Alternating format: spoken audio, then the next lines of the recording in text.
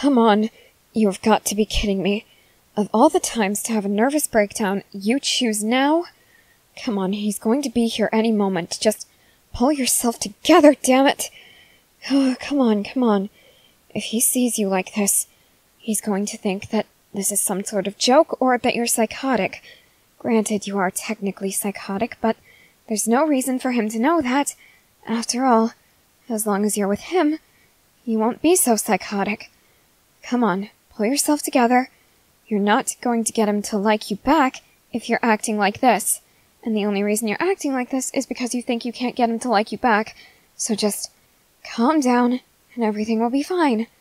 Everything is going to be just fine. Okay. You can do this. When he arrives, you just have to look him in the eye and tell him... Oh, you actually showed up. I don't mean to sound so surprised. You've always been very kind and generous with your time. I suppose I shouldn't be surprised that you showed up. I guess I was worried you would think the note was a joke or something. I'm glad that you did show up. I take it you made sure to read the whole thing? That's good. That's very good. And, you're a smart guy. Do you think that just by reading the note and examining my posture, you'd be able to tell what we're going to be discussing? Oh, really? Is that so? I suppose that's good. I would like to say, though, before you state your opinion on the subject at hand, I fully understand that some feelings aren't reciprocated, and I understand that the military is a very difficult place to engage in romantic activities. However, I have done some research on survival statistics, and, as it happens, comrades who care for each other, whether as family or as friends, often have a higher chance of survival.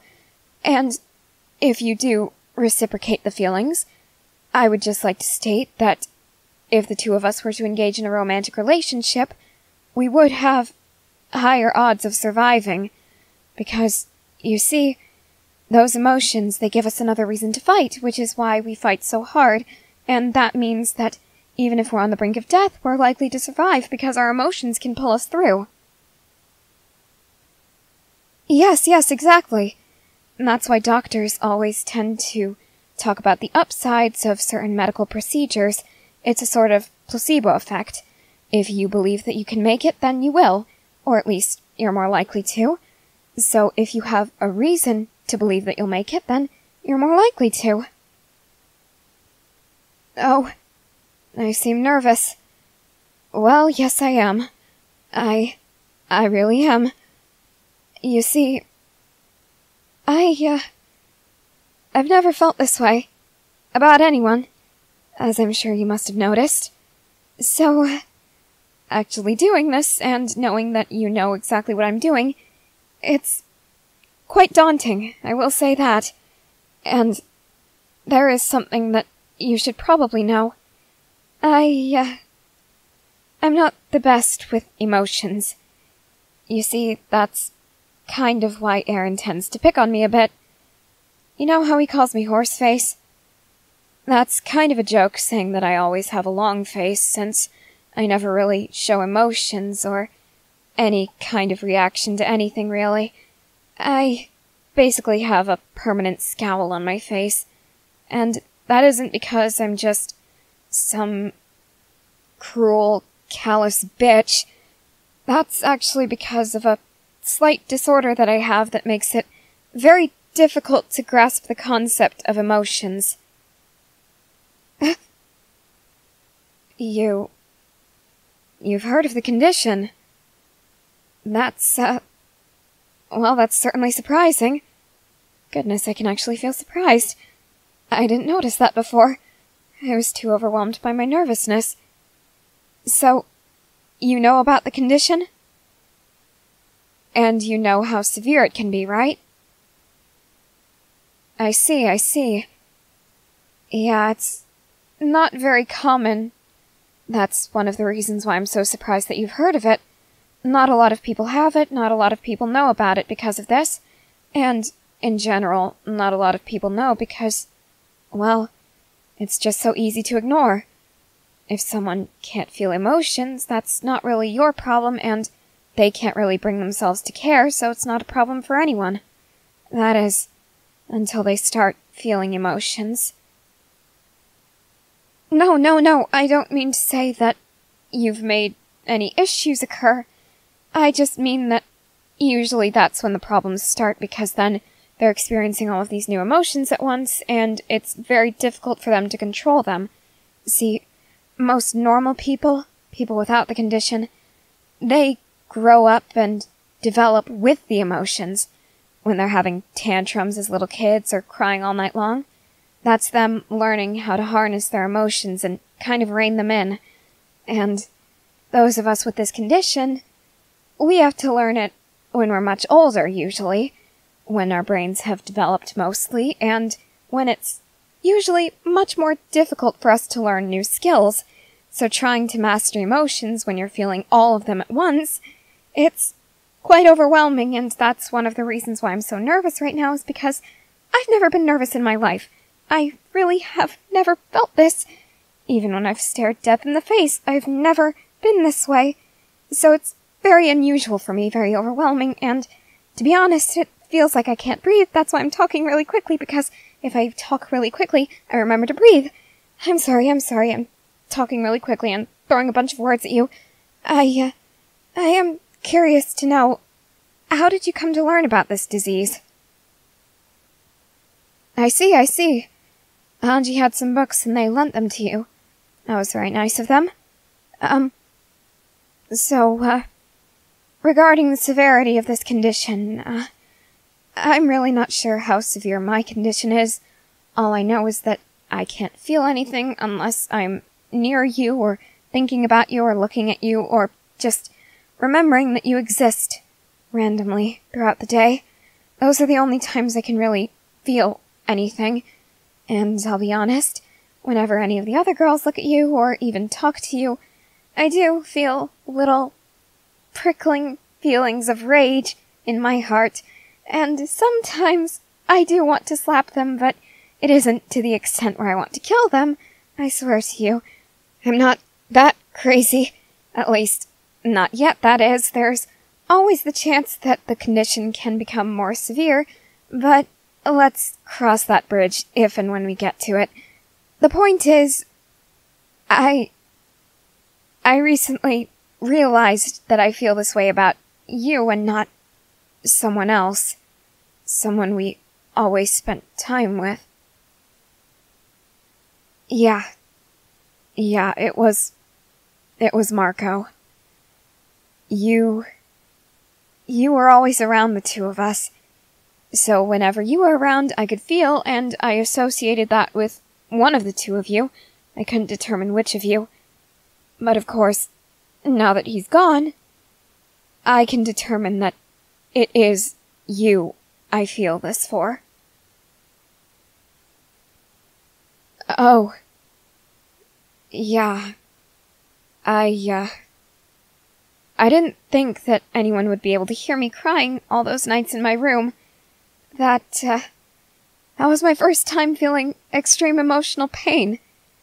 After I realized that you were the one making me feel, I realized that I barely ever cared about Marco, and he sacrificed himself to save me. He never had to do that, but he did. And to be honest, sometimes I wonder if my life would have been better if it ended right there, since, well, at the time I couldn't feel anything, and if you don't feel the same way about me, I'm either going to be extremely depressed, or I might go on a killing spree, which neither option sounds very appealing, does it? This isn't to guilt trip you into saying that you feel the same about me, of course. It's just something that I'm pointing out because, well, when you're faced with the reality of your options after certain events occur, it becomes far more nerve-wracking, doesn't it? Really? I don't have to be so nervous? Why's that?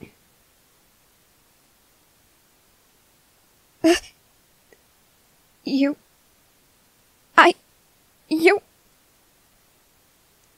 feel the same? You're not just lying, are you?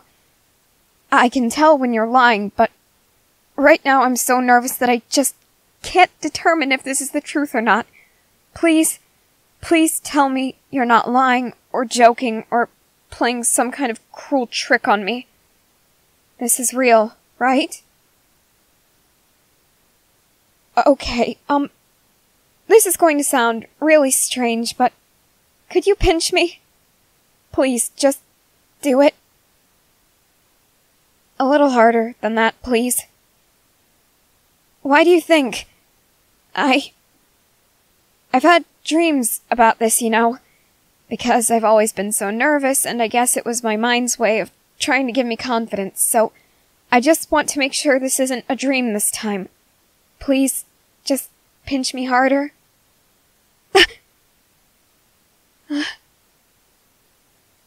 This is real. This is... Oh my god. Oh my god, this is real! I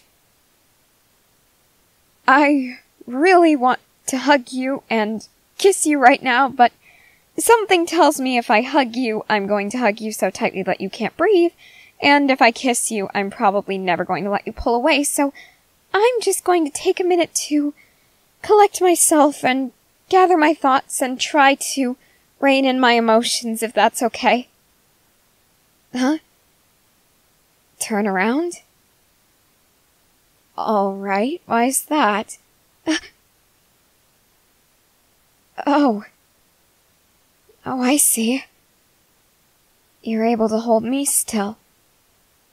And now that I'm facing away from you, I can't hug back and almost strangle you. You're very smart. Have I said that enough today? Well, it is the truth. So, does that make us boyfriend and girlfriend then? Really? If I want it to mean that, it can mean that? Then yes. Yes, I really do want it to mean that. Oh, by the way, I was planning something special in case you did say that you like me back, and since you did, I guess I can go through with my plan. I intend to wake up an hour early tomorrow and make you something for breakfast. My mom taught me her recipe for omelets when I was really young because I loved them so much. Would you be interested in having a homemade omelet tomorrow morning? You would? Really? Well, there's something else. Of course, I was going to make you the omelet anyway, because if you didn't like me, I wanted to show you that there was no ill will between the two of us and that we could move on. But, since tomorrow is also our day off, perhaps I could serve it to you in bed? If that's okay with you, that is. Of course, if you're not comfortable having a girl in your room so early, I completely understand. Really? You'd enjoy it? Alright then. I guess it's a plan. Huh? Yeah, of course. Yes, if you want to kiss me, by all means go ahead.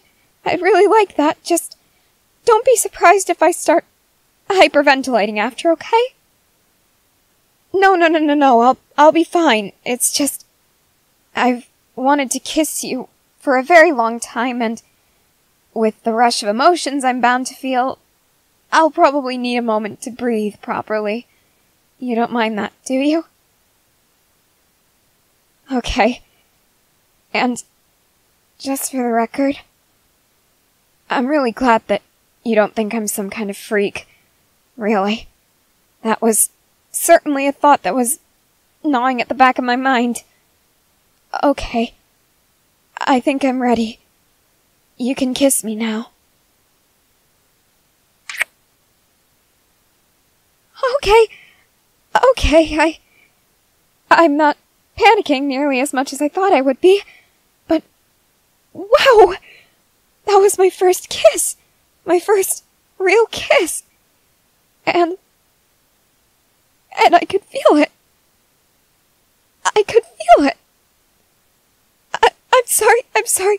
I'm not crying because I'm upset. I know a lot of people tend to cry when they're upset, but for some reason, people cry when they're happy too, or when they're relieved. And that's what I'm doing right now. I'm crying because I'm just so happy, I'm so relieved, and all of these overwhelming emotions are just hitting me like a tidal wave. It's truly incredible. I won't deny that. Okay, calm again. Okay. There, just put my hand over my heart like my mom always taught me. Huh? Yeah, my mom taught me quite a few things. Of course, I don't get to see her as much anymore. But I can't wait to write to her and tell her that I can feel now. All because I have a boyfriend.